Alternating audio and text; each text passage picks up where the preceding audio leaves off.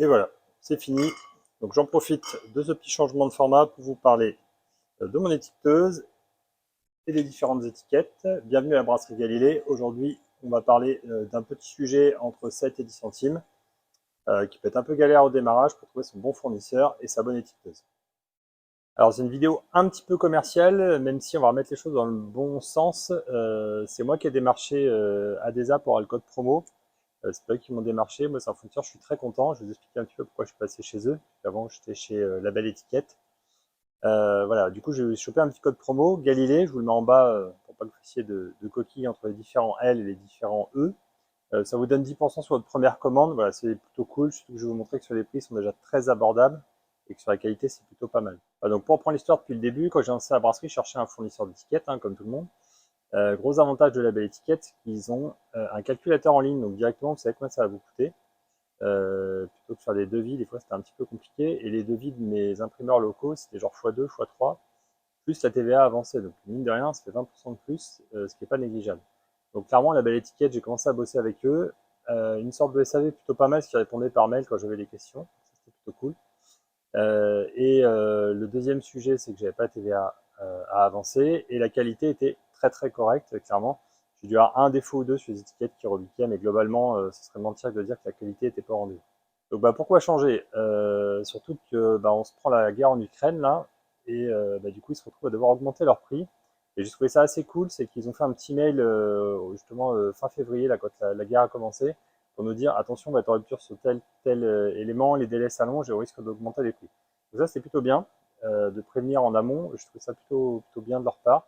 Après les prix sont restés un peu élevés, et là où j'avais mes étiquettes autour de 7 centimes, je m'en trouvais entre 12 et 13 centimes par étiquette, qui commençait à faire beaucoup et qui commençait vraiment à rogner sur la marge. Donc c'est là où j'ai commencé à faire un petit peu le tour de ce qui existait comme fournisseur. J'ai pas mal galéré, parce que je voulais en plus faire le plus près possible.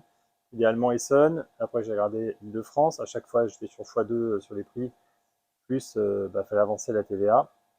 Côté qualité, ça a l'air d'être très correct, hein, mais j'ai l'impression que c'est un peu tous pareils dans toutes les mêmes machines, donc ils font un petit peu toutes les mêmes prestations, donc ce serait mentir de dire que l'un est mieux que l'autre sur tel ou tel sujet. Moi je vois pas trop de différence pour être honnête. J'ai des étiquettes assez simples finalement. Et donc, c'est un collègue qui m'a conseillé de contacter Adesa. Donc, je les ai contactés. Le truc qui m'allait bien, c'est qu'ils produisent en France. Donc, c'est plutôt cool d'avoir une production ramenée en France. Le petit désavantage, c'est que du coup, je paye de la TVA dessus, donc il faut avancer les 20%.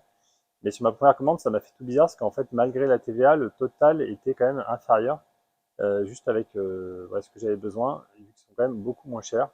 Et ça, c'est pas négligeable quand on lance sa brasserie. Allez, plus que des mots, on se fait un petit essai donc en juillet 2023 sur le calculateur. Donc on va faire un petit essai sur une commande type pour moi, 3 bobines de 1500 étiquettes, donc 4500 étiquettes. Je suis en 8 par 12, donc 3 versions comme je vous disais. Là, en 8 par 12, donc là on est en millimètres, hein. Donc on va mettre 80, on va mettre 120. Donc sur la belle étiquette, type de support, vous en avez autant que sur Adesa. On va prendre le plus classique, hein, c'est le moins cher. Moi, pour moi, ça me suffit largement. En quadri, et on va se mettre un petit vernis protecteur brillant. Voilà, donc on est sur du 322 euros. Et alors, ce qui est bien, c'est que vous avez tout le détail de combien ça fait d'étiquettes. Là, on a à peu près 7 centimes l'étiquette. Et vous voyez que si j'en avais commandé 6800, ça augmentait un petit peu. Pour avoir un bon prix, il faut en commander à peu près 9000. En même exercice chez Adesa. Voilà, donc ce coup-ci, on va être en centimètres, mais c'est exactement pareil. C'est juste qu'on met des virgules. Donc 8 pour la largeur, 12 pour la longueur. Là, ça bug un petit peu sur mon téléphone. 4500 étiquettes, pareil. On est bien en pause automatique. Je vous en ai parlé rapidement, mais voilà, on va apercevoir le type d'orientation. Donc moi là, dans ce cas-là, je vais être en 90 degrés. C'est là où je m'étais trompé la dernière fois, donc il m'avait rappelé, c'était plutôt cool. On commence à voir le type de mandrin juste en dessous. Donc moi je suis en 76 sur ma machine. Même type de papier, on va prendre du papier couché, donc le moins cher, hein, c'est celui qui m'intéresse, en vernis brillant. Et donc vous voyez déjà le prix en bas, puisqu'on est à 255 €. Il doit manquer le nombre de rouleaux. Donc là, je mets 1500 pour mettre 3 rouleaux, et surtout le type de modèle. Donc 3 modèles différents, ce qui fait 275 € hors taxe. Dans les deux cas, pas de frais de transport. Donc 330 € en TTC pour Adesa, donc à peu près équivalent avec la belle étiquette, sauf que ce coup-ci, vous pourrez récupérer la TVA. Donc chez Adesa, vous avez un catalogue qui est proposé avec 4 grandes familles de papier, donc le papier couché, donc le papier tout lisse là, les matières synthétiques, et moi, plus ce qui pourrait m'intéresser dans le futur, donc tout ce qui est matière éco-responsable, je vais vous en montrer quelques-uns qui sont assez marrants. Et tout ce qui est papier texturé, si vous voulez vous faire un peu plaisir sur des étiquettes un peu plus jolies. Pour les prix, là, tu faut plutôt aller voir, faire une demande de devis sur le site. Mais voilà, je vais vous montrer un petit peu un petit échantillon que je choisis. Je vais pas tous vous montrer, parce que vous allez voir, il y en a quand même pas mal. Donc voilà, comme je vous disais, il y en a quand même pas mal. Vous voyez, entre les papiers perlés, gaufrés, qui va être transparent, tout ce qui est en polypropylène, tous les papiers couchés. Quelques-uns qui sont marrants comme le craft. On va retourner sur des couchés, des propylènes. Il y a tellement de styles qu'il faut vraiment aller voir sur leur site et leur demander un peu de conseils. Vous voyez, donc chacun, je vous ai montré comment c'est fait, mais vous avez un petit détail derrière. Il y en a qui sont quand même très jolis pour des étiquettes un peu spécifiques. Donc moi, c'est les deux que j'utilise le plus. Voilà, on va pas se mentir, mais le principal intérêt, c'est la qualité-prix. Donc qualité, effectivement, ça tient plutôt bien. Clairement, sur le prix, j'ai rien trouvé pour moi, c'est imbattable. Alors vous pouvez mettre un petit commentaire si vous avez mieux chez votre fournisseur. Et clairement, moi, je suis autour des 6-7 centimes, là, c'est quand même très très bon. Un autre que je trouve plutôt sympa, c'est matière 100% recyclée, donc c'est plutôt pas mal pour les étiquettes éco-responsables. Je sais pas combien elle coûte celle-là, mais dans l'idée, moi, c'est le genre d'étiquette qui pourrait venir à la brasserie à terme, parce que j'aime beaucoup l'idée. Vous voyez, à chaque fois, voilà, ils mettent un petit peu les exemples de à quoi ça sert. Bon, pas trop pour moi, mais je sais qu'il y a pas mal de brasseries qui aiment bien avoir ça en type craft. Donc voilà, je vous mets un petit peu le leur, c'est plutôt assez sympa là, c'est un peu rugueux. Voilà, je sais qu'il y a pas mal d'entre vous qui aiment bien ce type d'étiquette, donc sachez qu'ils font aussi. Ouais, un autre type d'exemple, alors c'est pas trop le sablé blanc qui m'intéresse, c'est plutôt le côté holographique, que moi je trouve assez marrant. Je me dis, moi, qu'il y a beaucoup de bières autour de l'espace, je trouvais ça peut-être pas mal d'avoir ce côté holographique sur certaines de mes bières. Enfin, je vais réfléchir peut-être pour des éphémères l'année prochaine, se faire un petit peu plaisir sur quelques étiquettes, ça pourrait être cool. Donc ça, c'est l'étiqueteuse de chez Polsinelli. Vous la trouvez sur leur site, je crois qu'elle a 1150 €, un truc comme ça. Bah, c'est plutôt pas mal. Moi, j'ai choisi ça plutôt que manuel, plutôt qu'automatique, parce que je pense que je vais plus vite. Je vais vous faire un peu la cadence dessus. Mais clairement, oui, je suis assez content de mes rendements dessus. Et puis finalement, j'ai que des palettes de demi-bouteilles, donc ouais, j'ai pas besoin d'un truc de malade non plus. Et on va voir comment on change d'étiquette. Donc là, j'étais sur ma bière au pain. On va passer sur l'IPA. Bah, c'est l'occasion de vous montrer un petit peu ce qu'il y a à régler. C'est plutôt très simple, hein. En gros, vous allez régler. Alors, quand vous changez de format de bouteille, il faut régler, hop, cette partie-là. Moi, je me mets des petits repères, comme ça, c'est plus simple. Et la plateforme qui doit être un petit peu plus haute. Voilà. Mais globalement, c'est plutôt assez simple à régler. Une fois que vous avez tout bien enroulé, votre étiquette, là, c'est plutôt très très simple. Allez, je vous montre rapidement comment on fait pour changer d'étiquette. On va commencer par séparer, récupérer l'étiquette. Donc, à cet endroit-là, moi, je viens couper mon rouleau pour le libérer. Là, on mouline un petit peu pour faire tomber le reste. Et donc, on va pouvoir récupérer l'ancienne bobine d'étiquette. Ici, ils fournissent des petits taquets comme ça, là, que je me sers plus du tout, parce que souvent, je passe mon temps à les mettre et à les enlever. Donc, ça ne me sert à rien. Donc, maintenant, j'ai directement libéré le petit caoutchouc. Pof, voilà. C'est juste emboîté, donc ça va très vite. Ici, vous avez juste une petite vis toute bête. Un coup de clé. Comme ça. Et voilà, on a libéré notre bobine d'étiquette.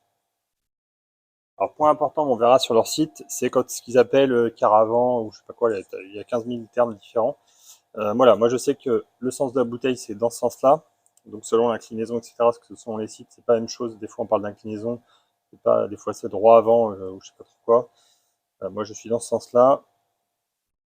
Vous voyez mon étiquette directement. Alors, elles sont quasiment toutes bien formatées, les étiquettes, pour le numéro de l'eau. Sauf que là, ça tombe bien pour l'exercice, c'est que les deux ne sont pas formatés de la même manière. Là, je vais pouvoir vous montrer comment ça se règle sur le plateau. Vous voyez, ça prend vraiment 2 secondes à mettre. Voilà. Et voilà. Donc là, ma bobine d'étiquette est prête. C'est une bobine neuve de chez Adesa, celle-ci. Donc moi, je la passe entre les deux, là, pour faciliter que ce soit déjà plat quand ça arrive. On passe dessous. Ouais, donc comme vous voyez, là, par rapport à mon ancienne étiquette, c'est que ici, j'ai le code barre et le numéro de l'eau va se mettre là. Enfin, le numéro de l'eau va se mettre ici. Alors que si je tamponne, je vais être complètement à côté.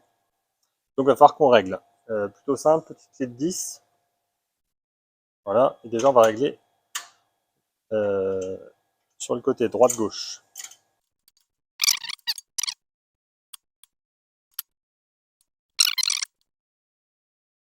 Donc là, si je dois tamponner, je vais plutôt être à côté. Alors, ce qu'il faut regarder, ici, moi, je mets mon étiquette à ras-bord. Comme ça, quand je vais avoir fini d'étiqueter, et ben, ça va s'arrêter ici, quand je vais avoir fini de faire mon étiquette.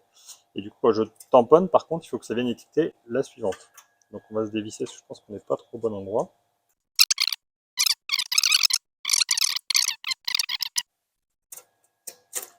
Voilà, donc là, ça tombe bien. Bon du premier coup, je vais pouvoir serrer.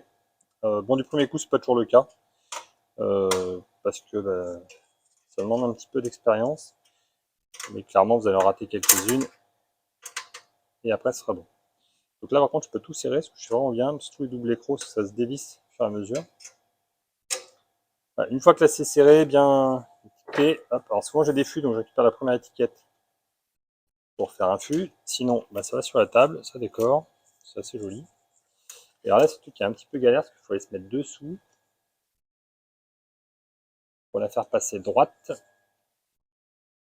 Et là, c'est là où tout va jouer. Une fois qu'elle va être droite, elle ne bougera plus. Voilà. Et dès qu'elle sort un petit peu, vous prenez une bouteille.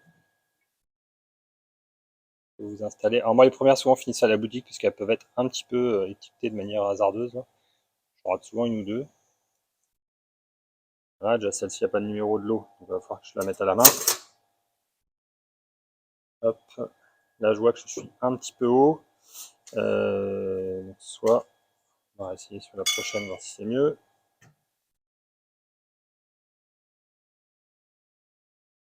Là, je vais m'arrêter super court dès que c'est tombé. Et voilà, je suis en plein dedans. Donc maintenant, je sais que le petit millimètre là, c'est exactement ça qu'il me faut. Donc là, on est parti pour une série de 1000 bouteilles.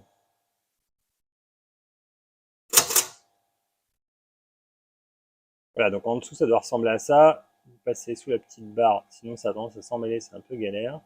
Votre bouteille va venir poser là-dessus. Donc elle doit être libre, pas d'étiquette. Et donc l'étiquette passe entre les deux, entre le gros rouleau et le petit. Comme ça. Réglage du tampon.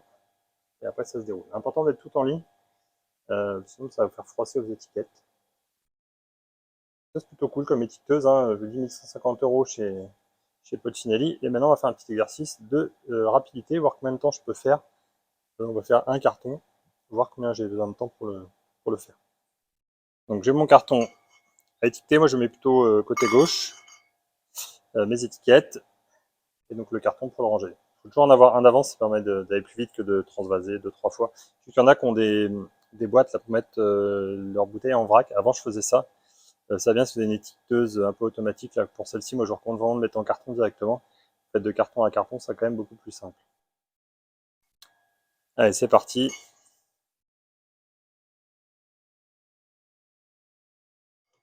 Et de 12. Voilà, donc 1 minute 50 par carton. Après, en plus, la petite mise à rayon à faire pour ranger et stocker. Généralement, je mets ma palette juste à côté. Donc, ouais, clairement, il faut compter 2 minutes par carton. Donc si on extrapole 2 minutes par carton, pour une palette, on va dire sur une couche, je suis à peu près une demi-heure. 4 couches, je suis à 2 heures. Et on va dire une palette complète, grand max, ça va me prendre 4 heures. Si besoin de changer de numéro de lot ou de DDM, bah, vous avez donc toute cette série de chiffres. Là, vous prenez vraiment ce que vous avez besoin. Et donc, vous venez les mettre sous le tampon. Voilà. Alors, vous voyez, moi, il est bien. Alors, c'est pas crade, hein, c'est pas le mot, puisque c'est juste de l'encre. Et voilà, donc, du coup, je choisis vraiment ce que je veux mettre. Donc, moi, je mets la date. Ça me permet de m'y retrouver avec mon logiciel et sur ma feuille de brassin niveau traçabilité. Ah, donc si on se résume sur l'étiqueteuse, à 1150 € chez Paul Sinelli, c'est plutôt pas mal, je suis assez content. La cadence est bonne parce que je suis à une palette, allez, on va dire 3 heures grand max. Les changements de format assez faciles. Possibilité de faire du 75, enfin pas mal de formats finalement, puisque à partir du moment où votre bouteille est ronde, ça va passer dedans. Et vous voyez, il y a quand même pas mal de hauteur, donc on peut vraiment passer des gros trucs, des gros rouleaux. Moi j'ai des bobines de 1500, ça passe parfaitement, donc je pourrais peut-être mettre un peu plus gros, mais voilà, 1500 c'est parfait. Alors là, il aurait plus 1500 dedans, parce qu'il est déjà bien entamé. Comme vous voyez, le coup de tampon, vous pouvez le mettre à peu près partout, là, donc c'est plutôt pas mal aussi pour voir où vous voulez le mettre. Le petit truc, c'est que moi, d'une étiquette à l'autre, alors toute ma gamme, c'est standard tout au même endroit, donc c'est plutôt facile, que ce soit en 75 et en 33. Par contre, toutes mes éphémères, comme la bière au pain ou ma double IPA, etc., ça peut être ailleurs. Des fois en haut, des fois sur le côté, des fois carrément dans l'autre sens. Donc, c'est pour ça dans l'autre sens, il faut tout démonter et mettre l'étiqueteur dans l'autre sens, et ça se fait quand même. Voilà, donc encore une fois, l'objectif de la vidéo, c'était de vous présenter mon fournisseur d'étiquettes, donc Adesa. Alors c'est une vidéo commerciale, hein, on va pas tourner autour du sujet, mais vraiment c'est moi qui les ai démarchés, c'est pas eux qui m'ont demandé à faire une petite vidéo sur le sujet. J'avais ça en tête depuis un moment et parce que je sais que c'est un des sujets où j'avais un petit peu galéré, surtout avec la hausse de prix. J'ai dû quitter la belle étiquette. Alors je les garde parce que des fois pour des petites productions c'est plus simple parce qu'on peut plus facilement faire des mix, par exemple des bobines de 500 étiquettes, 1000 étiquettes et 2000 étiquettes dans la même commande, c'est possible. Là où Adesa, c'est un peu plus compliqué, il faut passer par un consultant, là, leur faire un petit email, etc. C'est peut-être une des petites contraintes, une petite amélioration pour Adesa, mais clairement sur le global, je suis très très satisfait. Ils ont un SAV qui est assez réactif. L'autre fois, je me suis trompé sur la largeur, longueur, il a vu que ça passait pas. Enfin, ils m'ont appelé directement pour dire vous êtes sûr de ce que vous avez fait, ça paraît pas très juste. Et puis s'il y en a qui ont mieux que moi, c'est avec plaisir, mettez-moi un petit commentaire, hein. Moi je suis pas fermé, voilà, moi je sais ce que vaut Adesa. C'est cool, hein, parce qu'ils m'ont fait le petit code de promo, donc d'avoir des étiquettes produites en France sur une société qui est quand même ancrée sur le sol depuis assez longtemps, c'est plutôt cool. Et encore une fois, moi je gagne pas d'argent sur ce code promo, donc allez-y, hein, vous pouvez l'utiliser une fois sur votre première commande. Ça peut vous aider à vous lancer, ça vous fait un tarif plutôt très avantageux, je trouve. Allez, bon brassage à tous et surtout bon étiquetage à tous. À très bientôt.